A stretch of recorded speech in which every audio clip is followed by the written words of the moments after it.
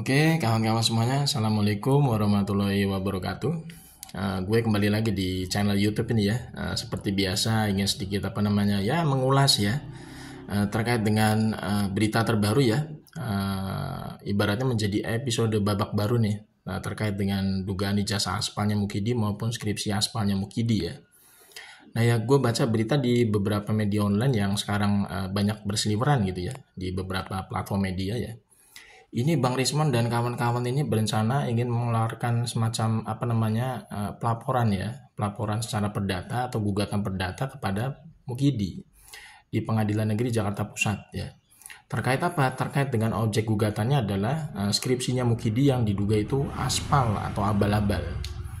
Kenapa bisa disebut skripsinya Mukidi ini menjadi objek gugatan? Karena diduga aspal. Nah, Bang Rismon dan kawan-kawan itu ya punya pemikiran yang sama dengan gue ya. Kalau gue lihat dari jumlah SKS yang ditempuh oleh Mukidi berdasarkan hasil dari press release Baris Krim Polri kemarin ketika memperlihatkan transkrip nilai dari Mukidi di layar proyektor gitu ya. Nah, gue ini juga melihat kemarin sempat ya ngelihat transkrip nilainya Mukidi itu di layar proyektor itu ya. Itu Mukidi ternyata hanya menempuh SKS ya sebanyak 122 SKS. Ini menjadi pertanyaan besar gitu ya, kenapa Mukidi itu punya gelar sarjana sekelas insinyur? Padahal kalau misalkan jumlah SKS yang ditempuh hanya sebesar 122 SKS, itu bukan sarjana penuh yang kita kenal sekarang. Itu hanya sarjana muda, mungkin zaman dulu tahun 80-an ya. Jadi Mukidi itu tidak berhak menyandang gelar insinyur gitu loh. Karena kalau misalkan kita benar-benar pernah kuliah ya, zaman sekarang ataupun zaman dulu, kita benar-benar pernah kuliah. Yang namanya orang itu bisa dikukuhkan sebagai sarjana dan punya gelar akademik apapun lah gelarnya gitu ya, insinyur, doktorandus, SE ya kan, kemudian apalagi SPD, SIP, macam-macam yang gelar sarjana yang kita kenal seperti biasa gitu ya. Itu minimal itu harus menempuh studi sebanyak 144 SKS sampai 160 SKS. Jadi ini jelas ya Mukidi ini ya melakukan yang namanya pengibulan publik kembali lewat apa? Lewat transkrip nilainya bila disejajarkan dengan gelar insinyurnya dia maupun skripsinya. Nah, skripsinya ini digugat secara perdata oleh Bang Rismon di Pengadilan Negeri Jakarta Pusat, rencananya akan dimasukkan gugatannya ya. Bang Rismon itu sekarang sedang merancang sebuah konsep gugatannya gitu supaya perfect nantinya ya, sempurna ketika masuk di Pengadilan Negeri Jakarta Pusat. Jadi memang gugatannya itu sedang dipersiapkan secara sempurna atau perfect ya oleh Bang Rismon dan tim TPUA supaya nanti gugatan itu bisa langsung diproses gitu loh. Nah, yang menjadi objek gugatannya adalah skripsinya Mukidi yang diduga abal-abal. Kalau kita lihat dari transkrip nilainya Mukidi yang hanya menempuh studi sebanyak 122 SKS. Kenapa skripsinya Mukidi itu cocok ya dimasukkan sebagai objek gugatan perdata oleh Bang Rismon? Karena memang yang namanya sarjana muda ya itu tidak wajib membuat skripsi. Sarjana muda itu tidak bikin skripsi atau tidak menulis skripsi. Itu memang seperti itu ya prosedurnya zaman dulu tahun 80-an. Sarjana muda itu berbeda dengan sarjana penuh pada umumnya. Sarjana penuh pada umumnya itu yang menempuh studi sebanyak 144 SKS sampai 160 SKS itu diwajibkan membuat skripsi gitu loh. Tapi kalau sarjana muda gitu ya, itu tidak diwajibkan menulis skripsi atau tidak diwajibkan membuat skripsi.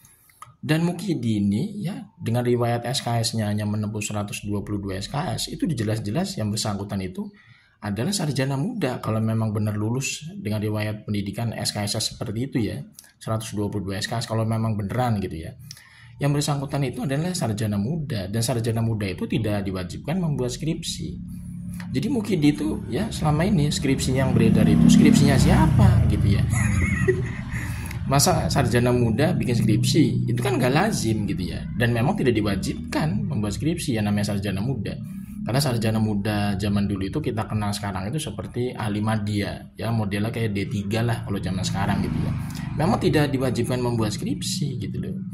Jadi kan ini kan gugatan yang dimasukkan oleh Bang Rismon ke Pengadilan Negeri Jakarta Pusat secara perdata terhadap ijazah aspal skripsinya Mukidi yang diduga aspal atau abal-abal itu sangat tepat, sangat bagus karena memang kalau kita lihat dari riwayat jumlah SKS-nya yang hanya sebesar 122 SKS itu memang sudah jelas lah ya, skripsi yang dibuat oleh Mukidi itu abal-abal.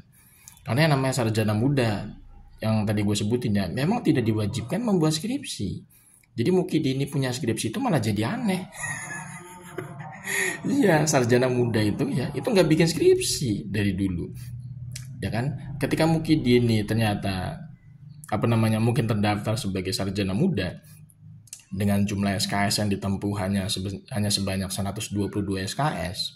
Kemudian dia punya skripsi ya kan di UGM. Itu jelas itu udah membuka sendiri kebobrokannya dia terkait dengan riwayat pendidikannya sendiri. Itu kan terkait antara gelar sarjana muda sama skripsinya itu nggak nyambung. Karena yang namanya sarjana muda itu tidak membuat skripsi atau tidak diwajibkan membuat skripsi. Lah Mukidi ini malah katanya punya skripsi di UGM, itu kan nggak nyambung gitu ya. Makanya ini kan semakin dibilang semakin membuka kotak Pandora terkait dengan keaspalan riwayat pendidikan Mukidi. Sekarang yang sangat disorot itu adalah terkait S1-nya di UGM gitu. Ini kan benar-benar udah keterlaluan gitu ya. Orang seperti ini udah keterlaluan lah. Mulai dari gelarnya udah bermasalah, kemudian skripsinya diduga abal-abal karena nggak nyambung dengan keterangan dia katanya sebagai sarjana muda dengan riwayat SKS yang ditempuh hanya 122 SKS. Kemudian juga berbagai macam hal lah ya, riwayat pendidikannya Mukidi ini benar-benar udah merusak ya integritas dunia pendidikan kalau kita lihat. Dan hal yang seperti ini tuh nggak boleh dibiarkan harusnya. Ini bisa mencoreng bangsa kita di mata dunia internasional. Dan anehnya orang seperti ini itu masih dilindungi ya oleh aparat penegak hukum. Menurut gua agak aneh. Harusnya yang namanya aib ya itu jangan ditutupi. Harusnya diberikan Diberikan semacam efek jera gitu ya. Aib seperti ini kan merusak dunia pendidikan kita di mata internasional gitu. Harusnya perbuatan buruk seperti itu ya jangan sampai dikasih angin bebas gitu kan, harusnya diadili secara hukum. Dan kalau bisa itu sekarang itu ibarat sekarang itu harus diadili secara hukum ya, mau pidana maupun perdata harus sudah clear gitu kan, yang bersangkutan itu harus sudah layak sebenarnya masuk hotel Prodeo atau dikalahkan lewat gugatan perdata nantinya di Pengadilan Negeri Jakarta Pusat. Aneh juga sesuatu yang buruk itu malah dilindungi ya. Aib ya seperti keaspalan riwayat pendidikan itu harusnya dibongkar gitu kan, bukan malah seolah-olah ditutupi gitu loh.